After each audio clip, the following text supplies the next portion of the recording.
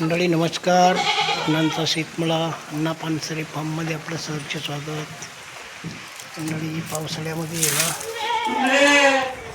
भागामध्ये आहे ना असं पाणी जमा होतं सगळं.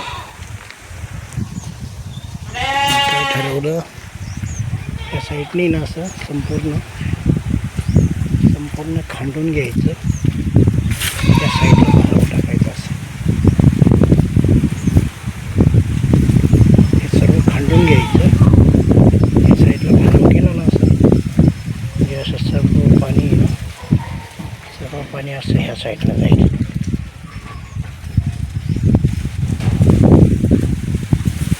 करणं गरजेचं आहे, कारण इथं आहे ना शेडमध्ये दरवाजाकडे जाताना नाही सर्व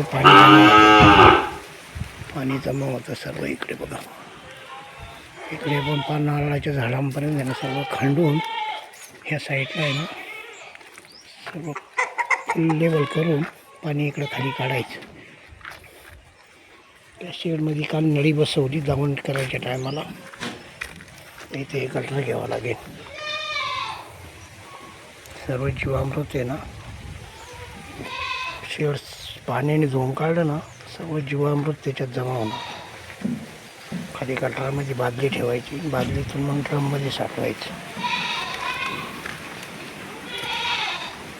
झाडांना खूप उपयुक्त राहणार ते.